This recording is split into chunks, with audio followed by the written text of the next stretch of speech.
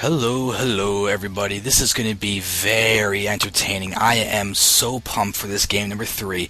It is going to be LiquidHero spawning in the top. He is the blue Protoss going up against Evil Genius's Puma. Very strong Terran player. He's going to be red in the bottom left, and this, I believe, is his map choice, and what an interesting choice it is. Xel'Naga Fortress is a map that not many people may be aware of. It's a 3-player map, so you do have your main base, and another main base here, and each one of them is mirrored cylindrically, I don't know, or spherically, whatever you want to call it. But the whole point is that we will be having, first just note, Puma walling off, maybe a sign of a tech build, and we're going to have him moving down here. This is natural expansion, which then leads into a weird path to get into a possible third base, where you go through down there, through the line of sight blockers, and you go into this third. Or theoretically, you can go to your natural expansion, move up, and take a middle base for a third, and then a Xel'Naga tower that actually has a limited lifespan to go in there and try and get that for your third. So you have a weird dynamic in this oddly shaped map, but it's also very short rush distances. So Hero may be very hard pressed to defend a Puma 111, which he is shown to be very capable of doing. And I'm pretty sure I've said that in every single game as a possibility, but it really is. And the fact that Puma is walling off could mean he wants to be able to be safe against Zealot aggression, make sure he doesn't die to some cheese from Hero or something when he's going to try and tech up. So we'll have to keep an eye on exactly what Puma will be going for. He's actually, he really wants to stop the scout. He's actually putting down this bunker, not bunker, he's putting a supply depot, and the gas is up for him. For Hero, we've got the game about to finish, first gas going down, and he's continuing to chrono boost out probes pretty contentedly, and there is going to be that cybernetics core. So normal openings from both players. We do see that Puma has now completed these bases, this wall off with the 2 supply depots and the barracks. I'm tired, by the way. It's like 5 in the morning right now, and I'm not going to bed, which is pretty stupid, but I don't mind. Especially because these games are awesome. So Puma is here. We will be seeing him. Actually, he could be throwing down a factory. He's waiting for the gas, I assume, is what he's waiting for. And there it is. Factory going down. No second gas, though, quite yet. So we could easily be going for possibly a similar build to last game, where he gets that reactor and goes for those Hellions or something odd. But here we have Hero currently missing out his Stalker. Warp Gate on the way. Both gases have been taken, and looking over here, we do have the second gas being taken by Puma. Ooh, we could be having a Banshee rush, or 1-1-1, some one-base play coming out of Puma, and this is what I've been expecting this entire series. And there, the bunker. Oh, he is throwing down the bunker. He's going for some tech. I'm betting almost anything he's going for Banshees at the moment. Going to try and be aggressive with some form of 1-1-1 play, and there's the starport. There's the factory getting that tech lap. Banshees are coming in. Banshees are coming in. And Hero has the proxy pylon down there. 4 gate? No, it's gonna be some kind of build. Probably it's like Stargate, Robo, Stargate. Yes, Stargate. So Hero's going for a Stargate. Could easily go for Void Race. He did get that perfect game against FXO Moonin in one of those MLGs, where he went Stalker and Void Ray, and he did not take a single loss. He did not lose a single unit that entire game to beat Moonin in a very nice series. And now we're going to have this starport going down onto the tech lab, and we have over 200 gas. So we could easily be seeing Cloak coming out. And he's not even getting the Banshee first. It's the Cloak as the #1 priority. So Puma is going to be doing some kind of a harassment play. There's the first Banshee. And he does have an SCV running around getting a full scout. And all the SCV sees are these 2 gates. Doesn't see any warp gate, so probably Puma's under the impression that something odd is going to be taking place. You see how safe he's going to be as he rallies the Marine into that bunker. Bacillus Starport is still continuing to build Banshees, and we could be seeing Hero getting a lot of damage taken. He is choosing to build a Void Ray out of the Stargate, and he does have Stalkers. Looking over here, we actually have a probe in a really odd spot. He's looking for the Banshees to drop some kind of play along those lines, but now he's actually going to be hiding it. I think that's actually Yeah, he can't even see anything outside of that probe. It's just too perfectly in the line of sight blockers. We are having more barracks being thrown down, so Puma's going to be going heavy Marines with this 1-1-1, possibly just doing this to stay alive from the Void Ray. Looks like we're going to have this one Marine actually not dying, and Puma's going to retreat and lose that one supply depot. Hero, oh, he lost his charge. But still, he's going to attack the supply depot. He'll get that kill. There's no way he won't. But the Marine count is increasing. We do have a Viking being produced, though. So even though supply block did happen, the Viking is still going to be produced, and that could mean the death of this Void Ray. His barracks is actually taking a fair bit of damage, but that's going to actually get the Void Ray in range of the Marines. But no, he'll actually be able to retreat, and goodbye to that Marine. No way it's going to survive against a fully charged Void Ray. But his Viking is out, and that is key. Hero needs to push in now. He can easily use this pylon to warp in reinforcements, but more importantly, he's going to deal with that Banshee. So that's going to be an interesting little predicament for him, as these guys will be attacking in. So now, moving forward, as this Banshee is continuing to cloak, deal damage, and be annoying, the Phoenix is going to do a great job of actually dealing with that Banshee. Phoenixes do a lot of damage, but this Void Ray can't live. Investing it to try and deal damage like that in an economic standpoint is going to be bad because of the fact that this Viking is proving to be the perfect thing to have against that Void Ray, and it does take it out. But still, Stalkers are here, and this is looking to be a very heavy one base all in. The factory now has a tech lab on it. We're going to be seeing siege tanks, siege mode, all of that being produced by Puma, and a Raven is out as well. So especially with the Raven and the Viking, observers will not be lasting long against this, and cloaked Banshees in this respect are going to be so powerful. So powerful. We do have Immortals being produced, so it looks like Hero is actually going for his own strong one-base response to this one base out of Puma.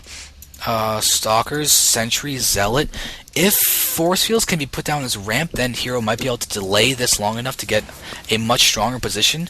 But still, his first siege tank is out, and interesting. I don't know why the siege tank's going in the middle line, but I guess he wants to keep it safe. Still, this Raven's going to be a big factor. We have an SCV moving out for that scout. This Stargate is sitting pretty idly by, but I don't think that's a major worry for Hero. He's working more on getting the Immortals out. He's got a bunch of Phoenixes out. He's actually got 3 Phoenixes out. And Twilight Council, he could be going for a charge or blink to possibly deal with this and get himself some micro opportunities to get that surround on Puma.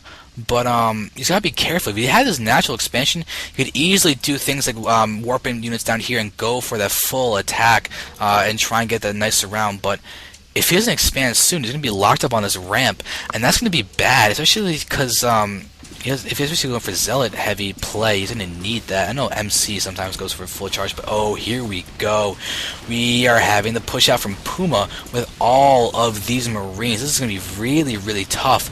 And actually, we're having we're having charge being researched, so this is going to be rough for Hero. He needs to get that time, because I don't know if that charge is going to be done by the time his push comes in. But if Puma sits back and just goes for more of a contained 1-1-1 than a kill you now 1-1-1, then Hero might have time to get charge up.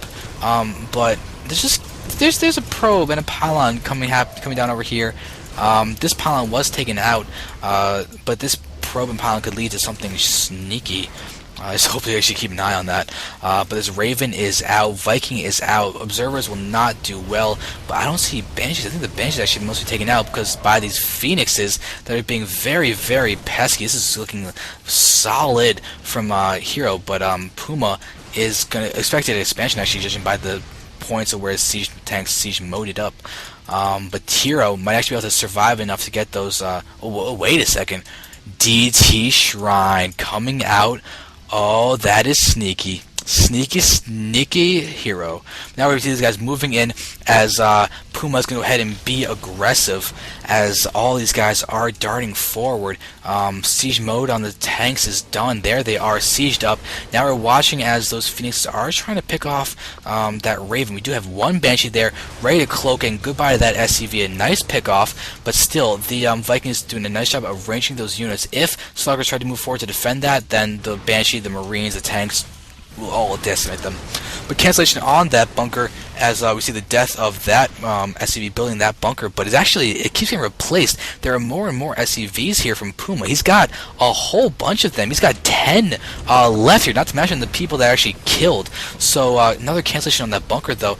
Hero's doing a great job of buying time, and once again losing a couple units down there, and this Immortal actually has no kills. But oh no, Phoenixes are dead. That is not good at all. You guys are continuing darting forward, trying to be aggressive, but not much is really going on now. So here we do have the Observer. We do have that DT making its way downtown, walking fast. I'm not going to finish that. I could do that, but I'm starting to actually say the lyrics to a song. If you know that, that'd be kind of cool, but I will not help you out on that one.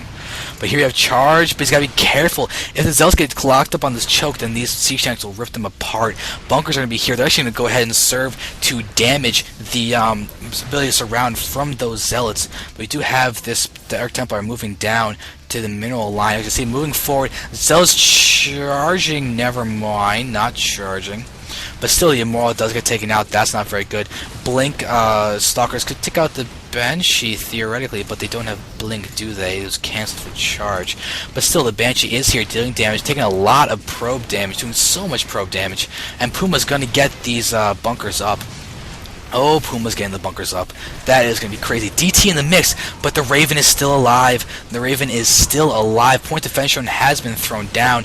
Now we continue to move forward. The Marines are being very, very aggressive right now.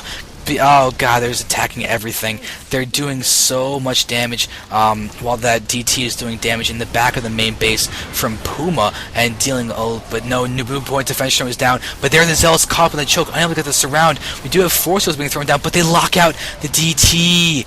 Oh, the luck of the DT. The Raven was actually taken out successfully, but so now this Observer can allow for the killing off of that Banshee, but still the point defense drone is still there. Can't take more hits, but those DTs are doing so much damage, taking out tanks everywhere. Obviously, moving forward, they actually do move surprisingly speedily. 2.81 does outrun all of those ground units.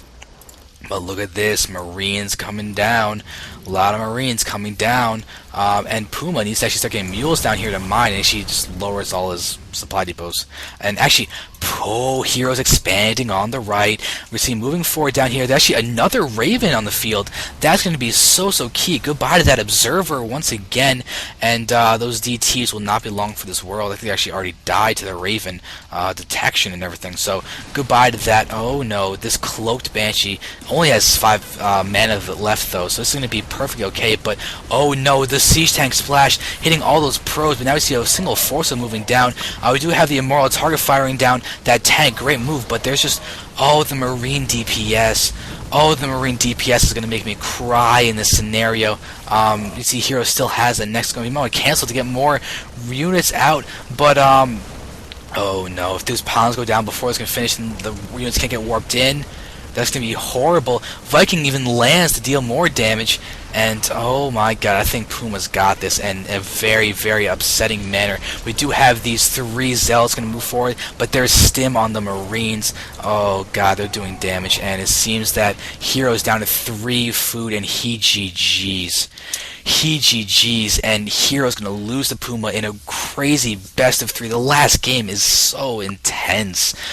Oh, but it's just 3 health from Hero, 3 food from Hero, 18 by Puma at the end, and Puma wins. DTs for Hero almost actually got him back, but just the presence of the Ravens, the killing off of the DTs to take down that army, that'd be so important, especially if Puma tried to scan or something and the DTs just ran back and just another set morphed in, then there'd be nothing Puma could do, and Hero would have the win with charge lots, DTs, and that kind of play. Plus, Hero, if he got that Expo up on the right, that would have been huge, but he was not successful in that. And maybe if he'd taken expansion sooner, I don't really know. This is such a hard style to play against. Puma is so good with the 1-1-1, and that is a very, very interesting one. Multiple Ravens, Viking in response to the Stargate play from Hero is really, really well done. Maybe if Hero had done more damage to Stargate, I don't know. It was really... I should stop saying the word really, but it was an incredibly impressive show of gameplay from Evil Genius's Puma. Very solid TVP, and I am so happy to have seen that. I hope you guys enjoyed it as well, and I will just say thank you, and I will get more counts out for you all, and I will just say peace out for now. Bye-bye.